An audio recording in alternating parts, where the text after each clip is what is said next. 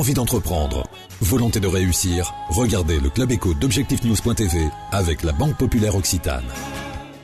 L'aéroport Toulouse-Blagnac, le partenaire des entreprises du Grand Sud-Ouest, vous présente le Club Éco d'Objectifnews.tv.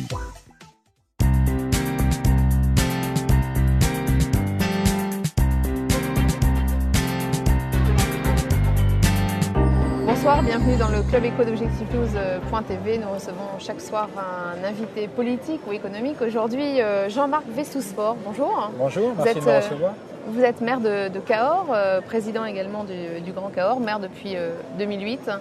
Vous avez fait du développement économique une de vos priorités. Pour quelle raison? Parce que je pars d'un constat, c'est qu'on gagne en population, mais on perd en population active.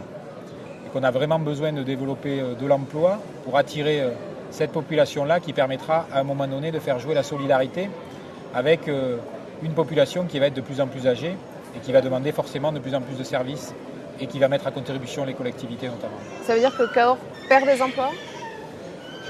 Cahors se maintient au niveau des emplois, mais on perd en population active. Et notamment dans le rapport avec cette population très vieillissante qui est en train de s'installer tout particulièrement sur ce département du Lot et aussi sur Cahors, même si on est attaché à avoir une véritable attractivité. Et en tout cas, toute la politique est faite pour développer de l'emploi, mais aussi pour attirer ces populations actives, notamment jeunes, qui sont toujours difficiles à capter, notamment dans la concurrence qui nous est faite par la métropole toulousaine. Quelles sont vos relations? Est-ce que c'est un atout ou au contraire un désavantage? Vous êtes seulement à 1h15 de Toulouse finalement. On est très proche de Toulouse et je crois qu'on est totalement en complémentarité. Dans le cadre de la fabrique urbaine de Pierre Cohen, j'étais récemment invité avec d'autres maires à un débat sur la complémentarité. Et on voit bien aujourd'hui qu'on doit profiter à un moment donné de cette métropole toulousaine qui est en pleine expansion, mais qu'on peut offrir autre chose. On a un autre cadre de vie, une insécurité qui est des plus faibles de France.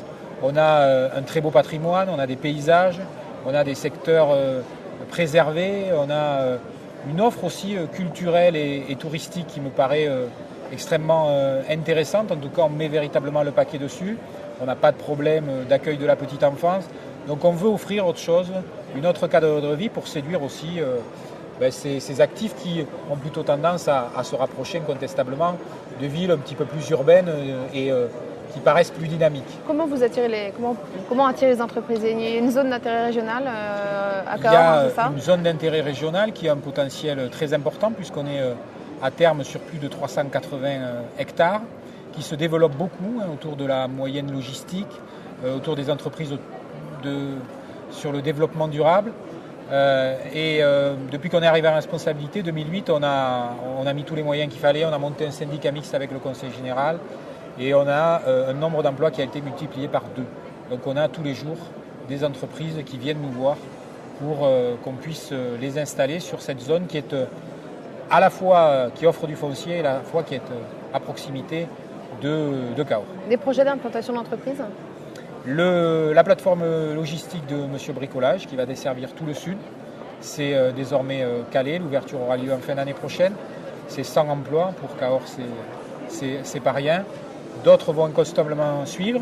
Je parlais tout à l'heure de développement durable. On a le groupe Paprec qui va installer une usine de retraitement ce qu'on appelle les PAM, les petits appareils ménagers. Donc voilà, les entreprises arrivent au fur et à mesure, s'intéressent à cette zone. Et j'espère aussi qu'ils trouveront facilement de la main-d'œuvre qualifiée qui sera séduite par le site. Je crois que c'est aussi ça qu'on doit aller chercher. En tout cas, c'est le rôle de la collectivité. C'est comme ça que je le conçois. En tout cas. Vous êtes maire socialiste? Je suis maire socialiste. Les législatives, quelles sont vos ambitions en matière politique? Alors j'ai mis au cœur de ma campagne le respect des engagements. Il y avait le maintien de la fiscalité zéro, c'était un des éléments. La situation est pourtant difficile, mais je le tiens. Et puis il y avait d'autres pratiques politiques, et notamment le fait qu'on ne pouvait pas cumuler les mandats. Je ne pense pas aujourd'hui qu'on puisse être 3 jours à Paris et 2-3 jours sur le territoire. Je suis maire, je suis aussi président du Grand Cahors, qui va passer en communauté d'agglomération, 40 communes, 40 000 habitants, beaucoup de projets, beaucoup de compétences. Mon temps est exploité à plein aujourd'hui Donc ensuite, il y a évidemment les réseaux qu'on cultive, parce que ne pas être à Paris, parfois ça peut être handicapant. Mais voilà, je crois qu'il faut aussi voir la politique de manière différente. Et les gens nous attendent véritablement sur le terrain. Si on veut faire passer des politiques innovantes, qui à un moment donné peuvent cliver, il faut être en capacité de les expliquer. Si vous n'êtes pas là, à un moment donné, vous serez retoqué. Donc j'essaie d'être très présent sur le terrain. Quelles sont vos attentes concernant 2012 vous pensez que la campagne va être difficile? Je pense que le contexte est très compliqué. Au-delà du contexte économique qui me fait peur, bien évidemment, je pense que sur le terrain, il y a une telle défiance vis-à-vis des politiques, des institutions, des banques, que le contexte n'est pas bon. On l'a déjà vu au niveau des dernières élections cantonales. François Hollande que vous soutenez peut l'emporter? François Hollande est proche de nos réalités. C'est aussi un voisin. Je pense qu'il connaît nos problématiques et qu'il va avoir cette pédagogie nécessaire. C'est quelqu'un en qui j'ai confiance parce que pour moi, il est le garant d'une certaine éthique et aussi, je crois que c'est la capacité à être homme d'État. Maintenant, je pense qu'il faut y aller avec une grande modestie sur cette échéance-là, parce qu'elle sera extrêmement compliquée, qu'on voit bien que les populismes vont être très très hauts. Mais on sait que c'est la seule issue si on veut en sortir.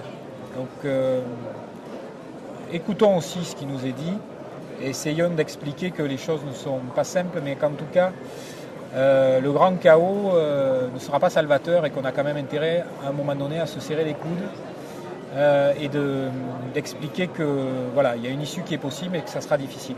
Il faut faire peur de responsabilité, je crois que François Hollande le fera.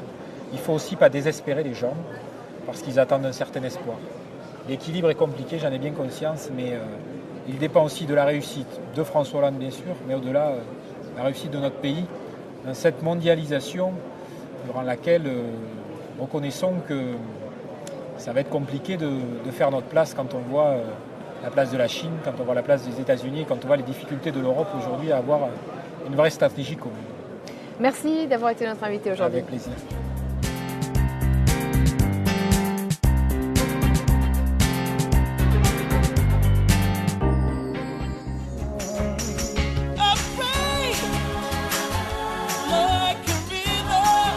Envie d'entreprendre? Volonté de réussir? C'était le Club Éco d'ObjectifNews.tv avec la Banque Populaire Occitane. L'aéroport Toulouse-Blagnac, le partenaire des entreprises du Grand Sud-Ouest, vous présente le Club Éco d'ObjectifNews.tv.